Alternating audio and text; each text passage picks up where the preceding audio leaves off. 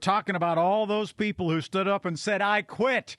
And those that said, yeah, me too. And somebody else says, and I'm going with her. It happened a lot. Months at a time this went on, so much so that they call it literally the Great Resignation. But how many people now wish that they hadn't acted that way? Let's find out as we go right now to the Disc Institute Pittsburgh Newsline. We're joined by George Nagle, who's not only a workplace consultant, but he's also the author, as he's written a book called Miserable at Work. Why? You don't have to be. And it's great to have him on the program. George, welcome to KDKA. How are you? Doing great. Thanks, Rick. Appreciate the time today. So we hear so many people saying, I quit, I'm done, I'm out of here, I've got a better opportunity, I'm leaving. They may or may not even write a formal resignation letter. They may just not show up the next day.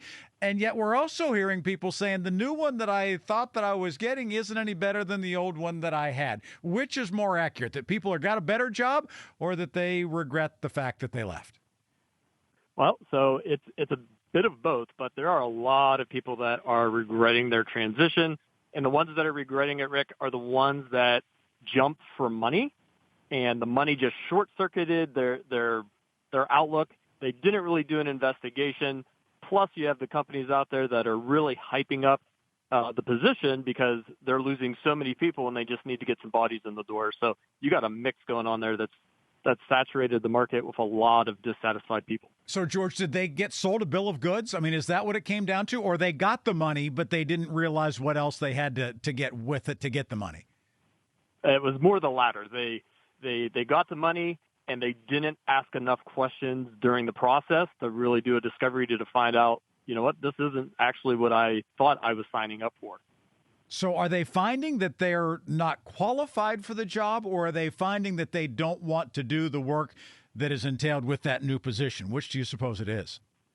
Well, they're really finding out that what they signed up for isn't what the job is, and they're being asked to do a lot more than they anticipated because the companies that are really scooping those people up are still hemorrhaging people. So you may be brand new in the door, and within 2 weeks, it may feel like you're taking on the responsibilities of somebody that's been there for 10 years. So how long do you need to give it? I mean, a lot of times, right, you jump into a new situation, and it kind of feels like, well, wait a second, this isn't exactly the culture that I wanted, or these aren't exactly, I don't have the same relationship with my coworkers that I did when I'd been there, 6 years at the other place. I mean, how long should you give it before you make those decisions? So it really comes down to two very distinct things. One, are you giving it a fair shot? Are you approaching it with an open mind and the understanding that life is about 10% of what factually happens to us and 90% of how we perceive it? And through that, are you giving it an open, fair shot? And then the second part of it is, are you actually able to make a clear distinction of this, that, and the next are what's significantly wrong, and I'm not signed up for that, and it's time to leave. And if you can do that within a month to 3 months, then you're actually positioning yourself fairly well for the next opportunity because you get to present it in a different perspective of, look, I made a decision. It wasn't the right decision. I recognized it, and I took action. And that skill set, Rick, is actually in high demand right now where people can find and recognize a problem and do something about it. But at the same time, George, can't you also make the case that somebody looks at that and says, okay, they were in this job, they went to that one for 2 months, they went to this one for 3 months, and now they're over it. This is the fourth job that they have had in the last 7 months. I mean, can't that also bite you in the backside?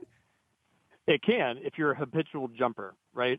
So if it was truly you just made a short-sighted jump and it's been 2 or 3 years since you've actually switched positions, changing in the first 3 months actually is an attribute to you. If you're constantly just jumping jobs, no matter what you say, they're going to see that on the resume, and they're just going to assume that if they hire you, it's a short-term thing, and then they're just going to make a business decision based on that. All right, George is joining us. George Nagle, MBA, workplace consultant. He also has written a book called Miserable at Work, Why You Don't Have to Be. So if what you're saying is 10% of it is what happened, 90% is how we react to it, how do we react to being in a situation that maybe is a work slump, that maybe is not the job that you thought it was? How do you reverse that trend? So to reverse that trend, you really need to understand if the culture is open to true change. So you need to kind of become a blank slate and stop comparing everything to your past and just try to dig into the culture, because some cultures are trying to change. Like, they're trying to innovate. They're trying to get out of what they've always been doing and move things forward. Now, if the culture is super hardcore, almost a dictatorship, then that's not going to happen. And I can promise you I'd be looking for the door if that was the situation, if I didn't think I could bring change once I became open to changing myself. So what if you're in the process of looking right now and you're trying to basically filter through what they're saying to you? How can you tell, is this going to be much ado about nothing? Are they hyping this up too much? Or is what they're saying legitimate? So beyond the job description, if it just sounds way too good, you move past it. But if you're in the interview phase, something I always remind people, an interview is a two-way street. You're interviewing them as much as they're interviewing you. And if they actually don't give you that opportunity, you don't walk out the door, you run. And then the next part of that is you're asking different questions. There's two that I ask. Assuming it's not an entry-level position, the first question is, why aren't you promoting from within to fill this position? And get a very distinct answer, not something that's just kind of wishy-washy. And then the second question after that is, what's the turnover rate? Again, if they don't give you a distinct answer, like a number, it's probably just hyped up. It's good to have George Nagle on the program with us, not only because he's a wealth of knowledge about these things, but George, we didn't even talk about the fact that you're a Duquesne guy.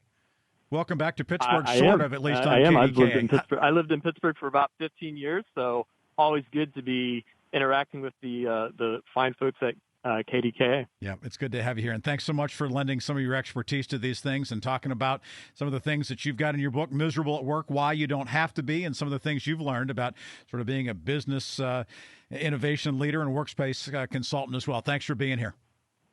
Thank you. Yep, Appreciate it. Good to connect with him. George Nagle here. If you want to know more about his work, his last name is Nagle, Nagle. You can learn more about him and his new books at Ideation Emporium, Ideation, Emporium.com.